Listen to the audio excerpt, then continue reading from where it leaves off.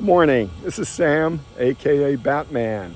It is Sunday, January 28th, and I am coming to you from San Gabriel Park on a nice sunny day in central Texas.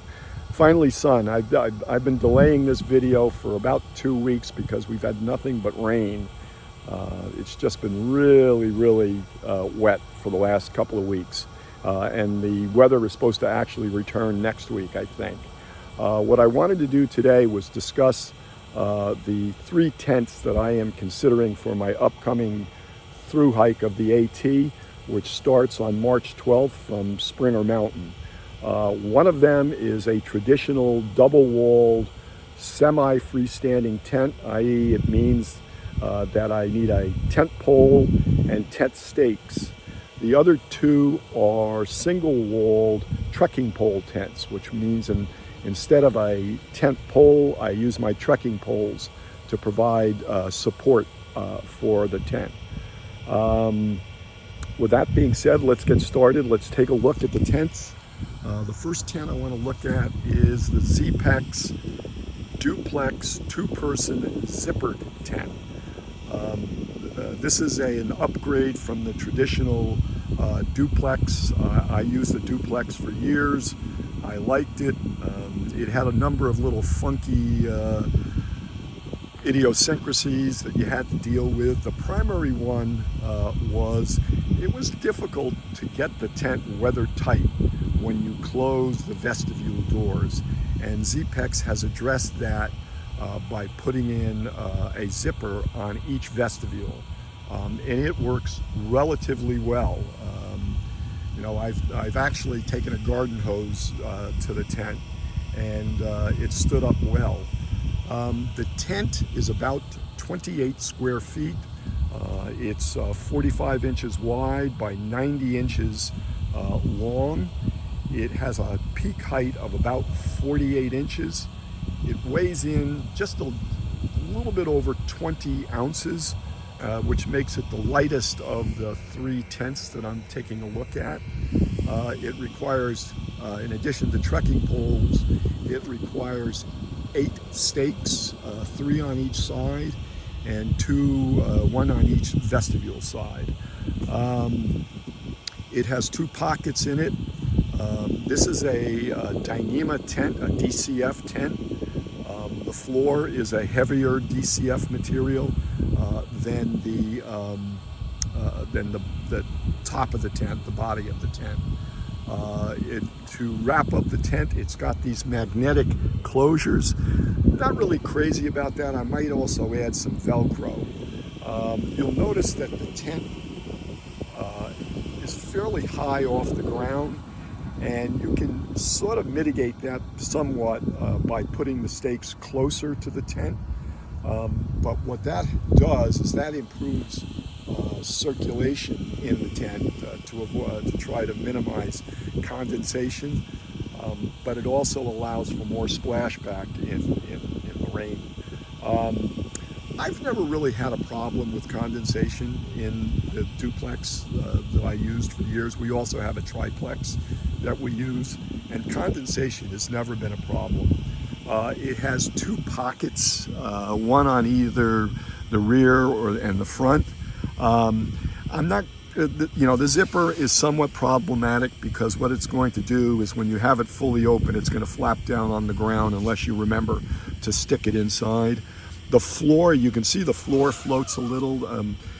All Dyneema tents are going to have this issue. You can resolve that by adding loops by the trekking poles and looping the loop around the trekking poles, and then put a loop on each corner and tying them into the stakes, and that will help the floor. Again, I've never had a problem with the floor floating once you get your equipment in.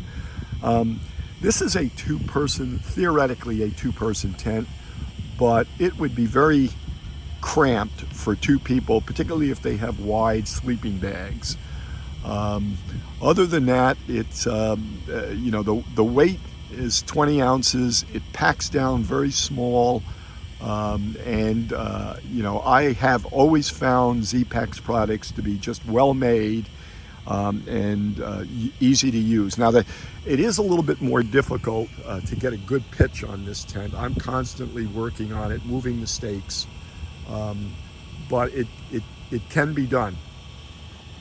The next tent I have over here is the Big Agnes Copper Spur Platinum 2-person tent.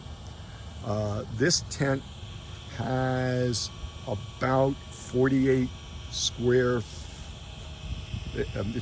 28 or 29 square feet of space. It is narrower at 40 inches at one end, or 42 inches, excuse me, and then at the other end it's 52 inches. The peak is only, and I don't have this fully set up, I just realized, the peak's only about 40 to 42 inches, so it doesn't have as much headroom as the Z-Pex or the Hyperlight.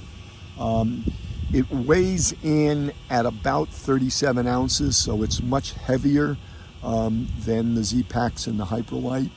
It's a double wall tent, but because of the fact that it has tent poles, it's much stabler than the two trekking pole tents. The cost, and I don't think I said, the cost of the Z-Pex is $699. The cost of the Copper Spur is $599, though I do not think it's available any longer from Big Agnes, though you may be able to pick it up online from some gear retailers. I'm not certain if they're not going to make it any longer, but I've used this tent a bunch of times. I used its big brother, the Big Agnes Copper Spur Platinum 3, when we hiked the AT in 22. Again, it requires 8 stakes to stake out. You can also get more stability in bad weather. It has guy lines to really batten down the tent. In general, it's a heavier tent, but it's a more stable tent. And then the final tent we have is Hyperlight's Unbound tent. Again, it is a single wall trekking pole tent. It requires 8 stakes and your trekking poles. The trekking poles, both for this tent and the Z-Pack, should be set at about 48 inches. Again, I'm constantly trying to get a better pitch on this one. I didn't get a really great pitch, as you can see on this one. There's a little bit of fluttering. It is slightly wider than the Z-Pack's tent. It's 48 inches by 90 inches. So it's got about 29 feet of floor space, I believe. 29 square feet of floor space, excuse me. It has a peak of 48 inches. The weight comes in at a little bit over 24 ounces, so it is heavier than the Z-Pack's tent. It does not pack down as nicely as the Z-Pex tent, a little bit larger, but still, it's a light, easy to set up tent. Again, this is a tent that's called a 2-person tent, but it would be very difficult to get 2 people in there with both sleeping pads, particularly if they're wide sleeping pads, without feeling a little crammed. If there's 2 of you hiking, I would go with the 3-person, though they do not have, I don't think they have a 3-person Unbound zippered tent. I'm not exactly certain, I'd have to check. The cost of this tent is also $699, but right now it's on sale for $559, I think. And I don't know how long that sale will last. Again, it's got a floating floor, but it actually has the tabs installed both by the 2 poles and on the corners, so that you can actually tie the floor down a little bit better. You'll notice that this tent is closer to the ground than the Z-Pack's tent. So it comes down closer to the ground.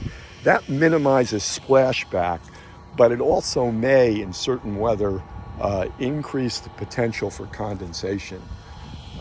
You know, it does have on both sides, it's got a vent that's an open vent. It's not even meshed. So presumably that will help. It has a different zipper door than the Z-Packs, so that the meshing doesn't fall on the floor. The one advantage I think that the Z-Packs has that the Duplex does not have is you'll notice that it's got this little thing for the vestibule, this little buckle, and there's none on the other side. Well, there is one on the other side, but this only fits one of the vestibule doors.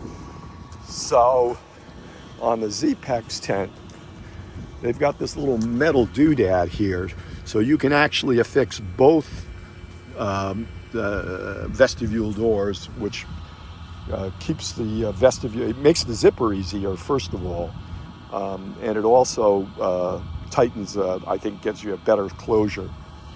All in all, I'm not certain which one I'm going to take. I'm taking all three of them out over the next couple of weeks and to see where I go. But I'm excited that I've gotten down to the point where I can select a tent and get ready for March 12th. That being said, if you have any questions, I would appreciate it if you would drop me a line. If you like this video, please hit the like button. And I would appreciate it also if you would subscribe.